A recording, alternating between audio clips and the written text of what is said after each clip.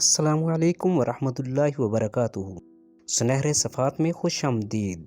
آج کی ویڈیو میں شہاب نامہ کی پہلی قسط اقبال جرم کا تیسرا حصہ بیان کیا جائے گا، تو آئیے چلتے ہیں بلا تاخیر ویڈیو کی طرف۔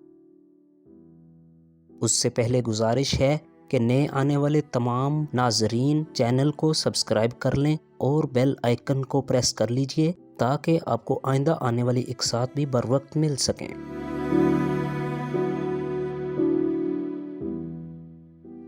انسان کے درمیان باہمی تعلقات میں وقتاً فوقتاً رنجشیں، کدورتیں، نفرتیں اور تنازع پیدا ہونا ایک فطری امر ہے۔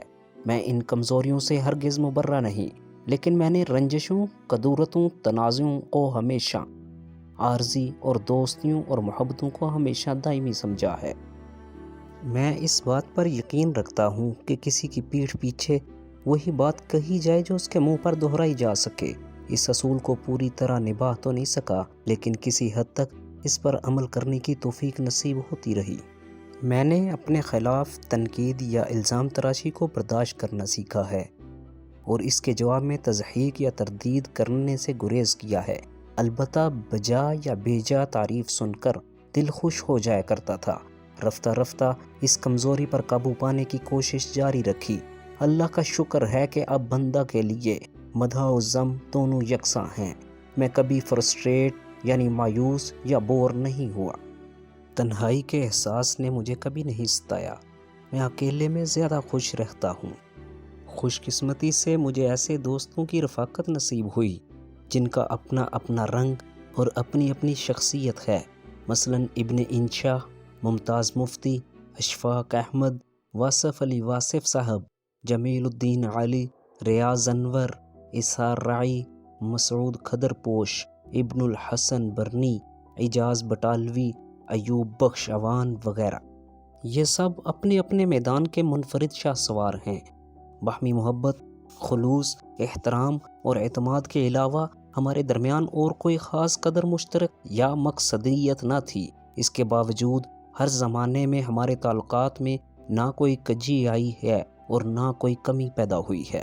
خاص طور پر ممتاز مفتی ذکی الحس، ضدی، بے باک اور شدت اور حدت پسند تخلیق کار ہیں۔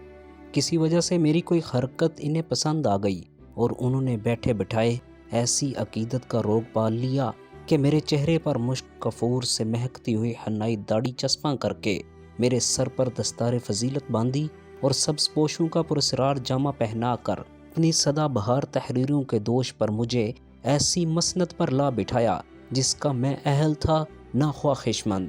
اس عمل سے ان کو تو کوئی فائدہ نہ پہنچا، البتہ میرے لیے وہ ایک طرح کے مرشد کا کام دے گئے۔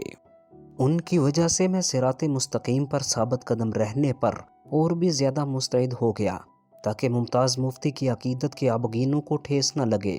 میرا نفس تو بہت پھولا، لیکن اندر ہی اندر عرق ندامت میں غوطے کھاتا رہا، کیونکہ من آنم کے من دانم۔